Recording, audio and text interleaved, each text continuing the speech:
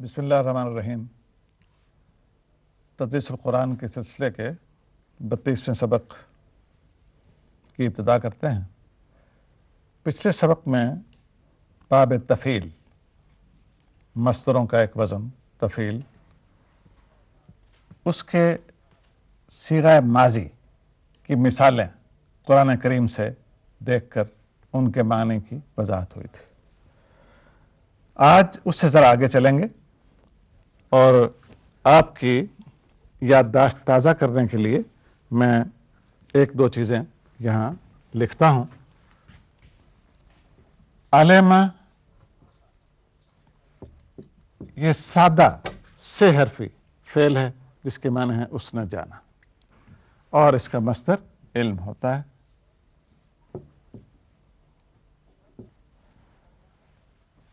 جب ہم درمیانی حرف، یہ سے حرفی ہے فعل، 3 حرفی ہے، عین، لام اور میم سے مل کر بنا ہے۔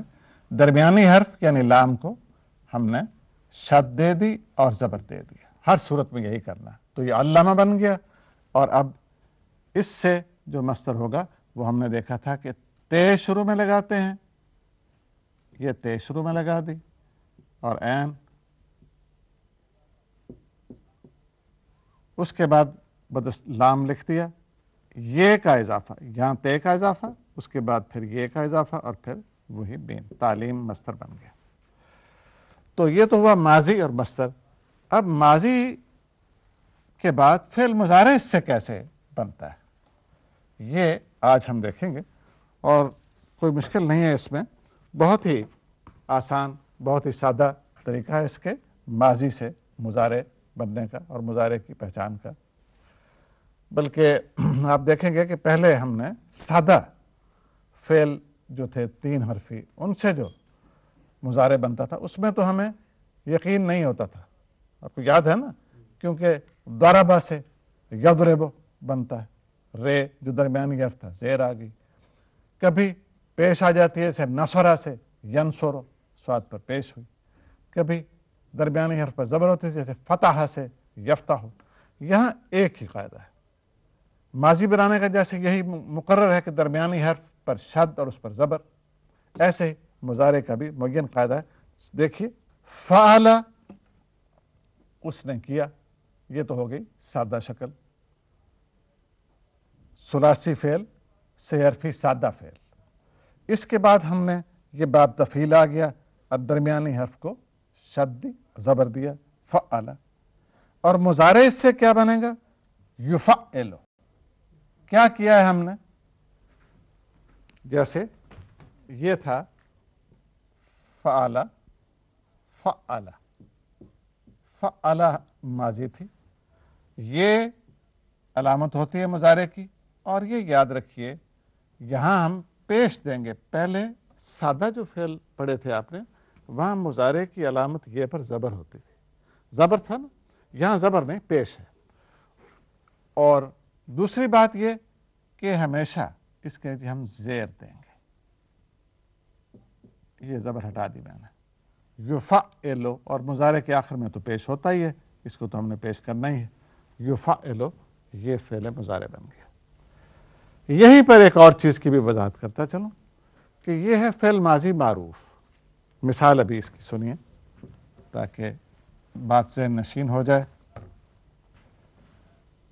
علامہ، اس نے سکھایا، یہی معنی معلوم کیا تھا میں پچھلی دفعہ، اس نے علم دیا یا اس نے سکھایا، علامہ۔ اب اس سے فعل مضارع کیا ہوگا، اسی طرح ہم نے یہ شروع میں لگائی، اس کو پیش دیا، اور عین ویسے ہی رہے گا، لام پر شد ویسے ہی رہے گا، میم ویسے ہی رہے گا، البتہ اس کے لیے زبر، یعلم، یعلم وہ سکھاتا ہے، یعلم وہ سکھاتا ہے۔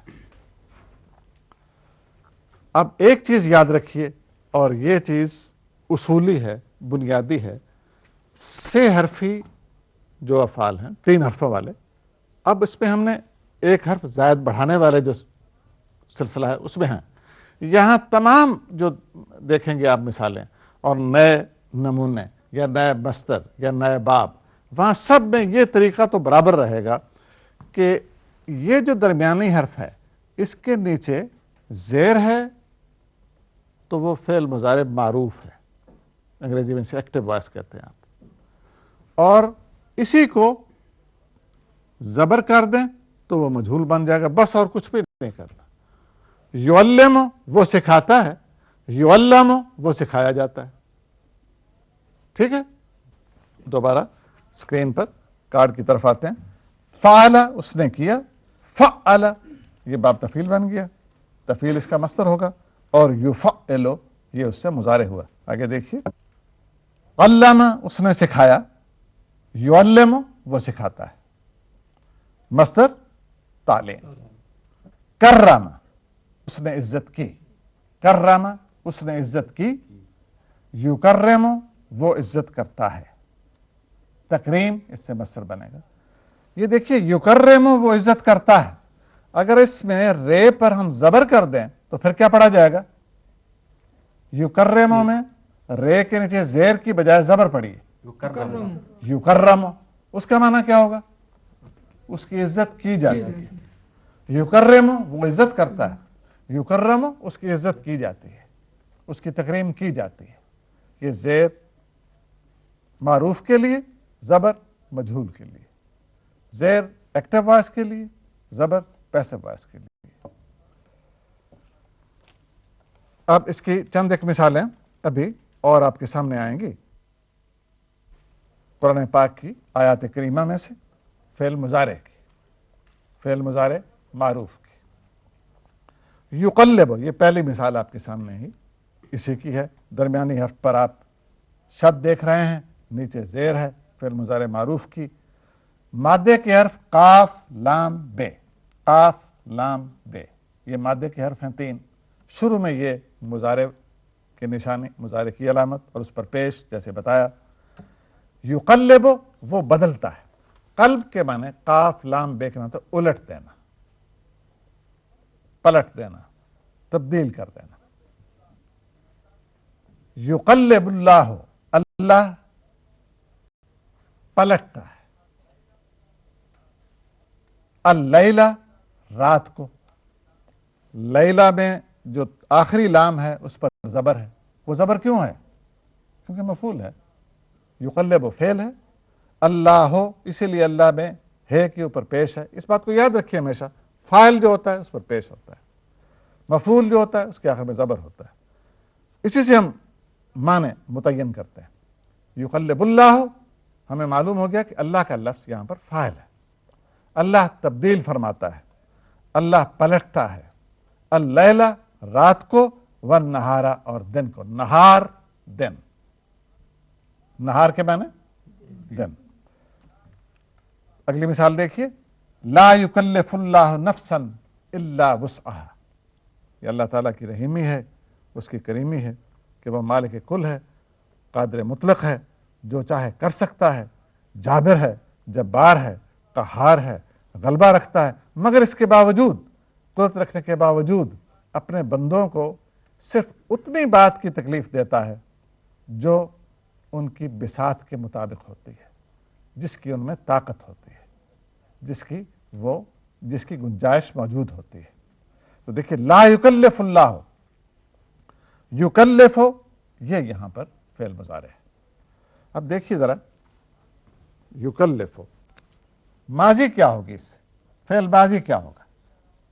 یکلف، یہ اس لیے کہہ رہا ہوں میں کہ آپ کو پہچان جو ہے، سب سے بڑی قرآن پاک کے معنی سمجھنے کے لیے چیز یہی ہے کہ آپ کو پہچان ہو تمام افعال کی، اسماء کی، شکلوں کی۔ تو یکلف یہ فعل مضارع ہے، اگر اسی سے ماضی کی شکل کیا ہوگی؟ کلفا، کیونکہ یہ کو اب آپ یہ مضارع کی تھی، اسے آپ نے سرے سے ہٹا دیا، اور مضارع بناتے وقت ہم نے لام کی زبر کو زیر میں بدلا تھا، تو یہ پھر زیر کی بجائے زبر ہو گئی، اور فے تو پیش جو ہے یہ تو مضارع کی نشانی ہوتی ہے، ماضی میں تو آپ کو پتہ ہے کہ ہمیشہ ہی آخر میں زبر ہوتا ہے، تو یہ کلفا اس سے ماضی بنی۔ اس نے تکلیف دی، تکلیف کے معنی یہی ہوتا ہے کسی بات کی ذمہ داری، بلکہ تکالیف جدید عربی میں بھی ذمہ داریوں کے لیے استعمال ہوتا ہے، اس کے معنی ذمہ داریاں۔ تو تکلیف کے معنی کسی بات پر کہہ لیجئے رفلی مجبور کرنا، کسی بات کی تکلیف دینا یعنی کسی بات پر مجبور کرنا. لا یکلف اللہ، اللہ تکلیف نہیں دیتا، اللہ بوجھ نہیں ڈالتا، ذمہ داری نہیں ڈالتا. نفسن یہ مفعول ہوا، کسی نفس پر. کس کو تکلیف نہیں دیتا، کس پر بوجھ نہیں ڈالتا؟ نفسن، کسی نفس پر. نفس کے معنی ہے شخص، ویسے نفس کے معنی دل بھی ہوتے ہیں، نفوس جمع ہے، انفس بھی جمع ہے اس کی. تو انڈیویجول کے معنوں میں پھر کسی شخص کو اللہ تعالی تکلیف نہیں دیتا، کسی شخص پر بوجھ نہیں ڈالتا، الا مگر وسعہا، اس کی وسعت کے مطابق. ہا کی ضمیر جو ہے یہ ہا کیوں ہے؟ الا وسعہا، اس نفس کی طرف اشارہ ہے. کیونکہ اشارہ جو ہے ہا کی ضمیر کس کی طرف راجع ہے، کس کے لیے استعمال ہو رہی ہے؟ شروع میں جو نفسن آیا، اور نفس کا لفظ عربی زبان میں مؤنث استعمال ہوتا ہے، اس لیے ضمیر جو ہے ہا کی وہ مؤنث کی ہے. لا یکلف اللہ نفسا الا وسعہا، اللہ تعالیٰ کسی شخص پر، کسی نفس پر کوئی بوجھ نہیں ڈالتا مگر اس کی گنجائش کے مطابق، اس کی وسعت کے مطابق، اس کی بساط کے مطابق. فَبِأَيِّ آلَاءِ رَبِّكُمَا تُكَذِّبَانِ، اس میں مثال کون سی ہے فعل مضارع کی؟ باب تفعیل کی، تکذبان. یہ اب دیکھیے بالکل فعل مضارع کے صیغے جیسے ماضی کے صیغے اسی طرح بنے تھے جیسے سادہ فعل ماضی میں بنتے تھے، ایسے ہی یہاں بھی مضارع میں بھی ہوگا. یکلفو یا یفعلو ہی کے لیتے ہیں، پیٹرن وہی رہے. یفعلو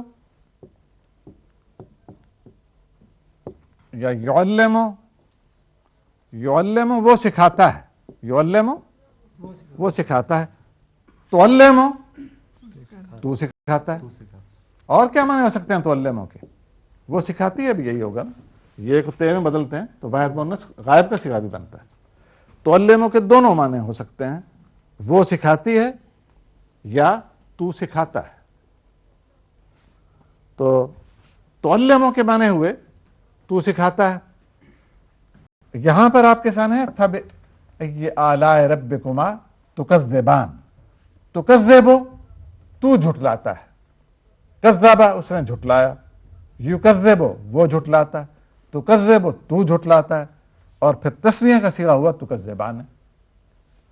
فعل مضارع میں گردان آپ کو یاد ہوگی، تو یہ تثنیہ کا صیغہ ہو گیا، تم دونوں جھٹلاتے ہو. فَبِأَيِّ آلَاءِ، پس کون سی آلاء؟ نعمتیں. آلاء کے معنی ہیں نعمتیں. فَبِأَيِّ آلَاءِ رَبِّكُمَا، ربکما تم دونوں کا رب، تم دونوں اپنے رب کی کون کون سی نعمتوں کو جھٹلاؤ گے؟ تم دونوں، اب تم دونوں کون ہیں؟ جن اور انسان. جن اور انس، یعنی ساری کائنات میں اے جن و انس تم اپنے پروردگار کی، اپنے مالک کی کون کون سی نعمتوں کا انکار کرو گے، ان کی تکذیب کرو گے. ھذا یوم الفصل الذی کنتم بہ تکذبون. تکذبون اس میں باب تفعیل کے فعل مضارع کی مثال ہے اس آیت کے اندر. ھذا یہ جملے کی ابتدا ہو رہی ہے. جملہ اسمیہ آپ پڑھ چکے ہیں، ھذا اس میں اشارہ ہے، جملہ اسمیہ ہے، یہ جملہ ہے، جملے کا مبتدا، ابتدا اس سے ہوئی، شروع اس سے ہوئی. ھذا یہ جواب اس کا، جملے کا دوسرا حصہ یوم الفصل ہے، یوم الفصل. ھذا یوم الفصل، یہ فصل کا دن ہے. فصل کے لفظی معنی ہوتے ہیں جدا کرنا. فے صاد لام، اس کے لفظی معنی کیا ہے؟ جدا کرنا، الگ کرنا. دیکھیے اس کی جمع فصل کی ہوتی ہے فصول، اور عربی میں اس کے معنی موسم کے بھی، اس لیے کہ وہ سال کو 4 حصوں میں تقسیم کرتے ہیں، گرمی، سردی، خزاں، بہار. تو فصل کے اسی طرح کتاب کے حصے ہوتے ہیں، کتاب کی فصلیں ہوتی ہیں. اب باب ہوتے ہیں، باب ہوتا ہے، پھر ہر باب جو ہے وہ اجزاء میں تقسیم ہوتا ہے، تو اسے ہم اس کی فصلیں کہتے ہیں. اور اسی سے فیصلہ کا لفظ جو اردو میں بھی ہم عام استعمال کرتے ہیں، اس لیے کہ وہ فیصلہ جو ہے وہ گویا حق کو ناحق سے، صحیح کو غلط سے الگ کرتا ہے۔ ھذا یوم الفصل، یہ یوم فصل ہے، یہ فیصلے کا دن ہے، حق اور باطل کے درمیان فیصلے کا دن ہے، یوم قیامت کا ذکر ہو رہا۔ الذی، جس کو، کنتم، تم تھے، بہی، جس کے ساتھ، یہ تکذبون، پہلی دفعہ پیچھے پروگرام بتایا تھا، کذابہ کے بعد بے کی پریپوزیشن آتی ہے، جس کا تم انکار کرتے تھے، جسے تم جھٹلاتے تھے۔ یہ وہی روز قیامت ہے، یہ وہی فیصلے کا دن ہے جس کے بارے میں تمہیں بتایا جاتا تھا، جس کے بارے میں تمہیں آگاہ کیا جاتا تھا کہ اس دن کو یاد رکھو۔ زندگی میں، یہ عارضی زندگی ہے، اس کے آرام میں، اس کے مفادات میں پڑھ کر اس وقت کو نہ بھول جاؤ جو بہرحال آنے والا ہے، اور جو صحیح فیصلے کا دن ہے، جس دن نیکی اور بدی، سچائی اور جھوٹ، حق اور ناحق کا فیصلہ ہونے والا ہے۔ تو فرمایا کہ ھذا یوم الفصل الذی، یہی وہ فیصلے کا دن ہے، یہ ہے فیصلے کا دن جس کا تم انکار کرتے تھے۔ وَنَحْنُ نُسَبِّحُ بِحَمْدِكَ وَنُقَدِّسُ لَكَ، وَنَحْنُ، اور ہم، نسبح، سبح، اس نے تسبیح کی، اس نے پاکیزگی بیان کی، اس نے سبحان اللہ کہا۔ تو یہ سبح ماضی، یسبح اس سے فعل مضارع، یسبح وہ تسبیح کرتا ہے،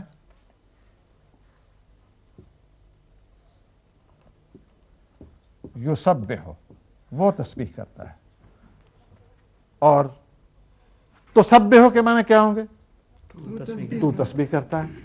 نسبح کے معنی کیا ہوں گے؟ ہم تسبیح کرتے ہیں۔ اسبح کے معنی کیا ہوں گے؟ میں تسبیح میں تسبیح کرتا ہوں۔ تو نسبح، یہاں پر میں اب نون کر دیا ہم نے، نسبح ہم تسبیح کرتے ہیں، ہم نسبح ہم تسبیح کرتے ہیں، بحمدک تیری حمد کے ساتھ، حمد کے معنی تعریف، ہم تیری تعریف کی تسبیح کرتے ہیں۔ یہ ملائکہ کہہ رہے ہیں، رب کریم کی بارگاہ میں عرض کر رہے ہیں، وہی قصہ ہے حضرت آدم کو زمین کے اندر خلیفہ مقرر کرنے کا، جس کا ذکر پہلے کیا ہے ہم نے کئی بار۔ وَنَحْنُ، اور ہم، نسبح تسبیح کرتے ہیں، بحمدک تیری تعریف کے ساتھ۔ حمد، تعریف، اس میں فاعل اس سے کیا بنے گا؟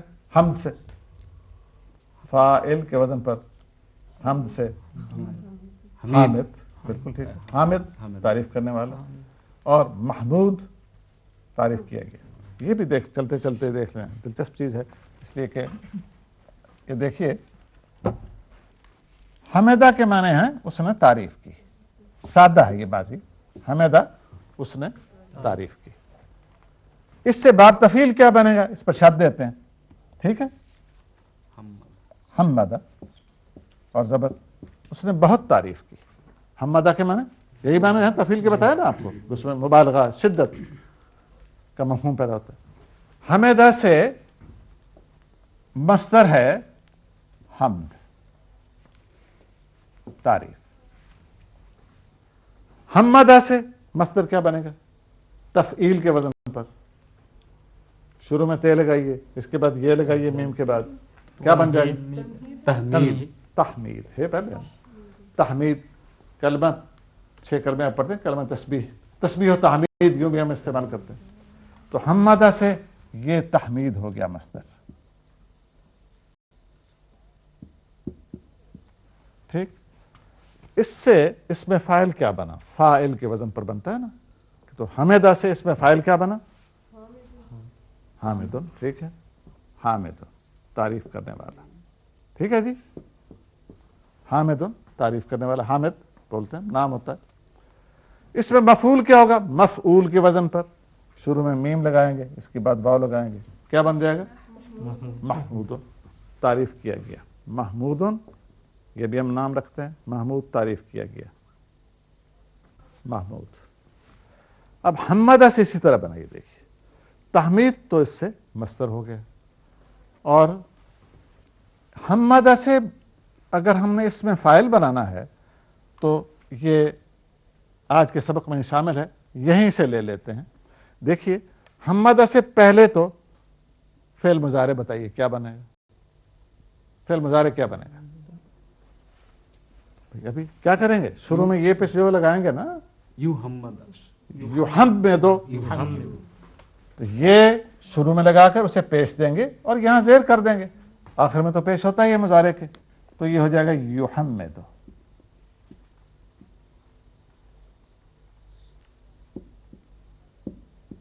یحمدو، وہ بہت زیادہ تعریف کرتا ہے. اب اس سے ہم نے اس میں فاعل بنانا ہے. بہت زیادہ تعریف کرنے والا بہت آسان ہے. یہ کی بجائے میم لگا دیجیے، میم پیش میں، تو کیا بن گیا جی؟ محمد. محمد میم کی زیر، بہت زیادہ تعریف کرنے والا اس میں فاعل ہے. اچھا، اور آپ کو بتایا تھا نا کہ مضارع مجہول بنانا ہو یحمد جو ہے تو اس زیر کو زبر کر دیتے ہیں، یہ بتایا تھا نا. یحمدو، تو ہم نے یہ تو مضارع معروف تھا. یحمدو اس کی بہت زیادہ تعریف کی جاتی ہے، زیر کی بجائے زبر ہو گیا. یحمدو اس کی بہت زیادہ تعریف کی جاتی ہے. اس میں مفعول جو بنے گا وہ اس سے مجہول سے بنائیں گے. یہاں بھی وہی میم، تو کیا بن گیا یہ؟ محمد. بہت زیادہ تعریف کیا گیا، اس میں مفعول ہو گیا. جس کی بہت زیادہ تعریف کی گئی ہو، تو گویا تحمید سے اس میں فاعل محمد، جو کہ آپ نے کبھی نہیں سنا ہوگا، استعمال نہیں ہوتا. ٹھیک ہے، ہر لفظ ہر زبان میں استعمال نہیں ہوتا، یہ تو ہم قاعدہ کے مطابق بنایا ہے. اور محمد صلی اللہ علیہ وسلم، جس کی بہت زیادہ تعریف کی گئی ہو. تو آج کے سبق میں فعل مضارع معروف ایکٹیو وائس، فعل مضارع مجہول پیسو وائس. اس کے بعد یہ کہ جب ہم نے اس میں فاعل بنانا ہو تو فعل مضارع معروف سے، اور اس میں مفعول بنانا ہو تو فعل مضارع مجہول سے. کس طرح بنے گا یہ بھی آپ نے دیکھ لیا. آج کے سبق کو یہیں پر ختم کرتے ہیں. اس کے بعد اس کی چند مثالیں اور دیکھیں گے، اور پھر اس سے اگلے باب کی طرف اپنا سفر شروع کریں گے انشاءاللہ.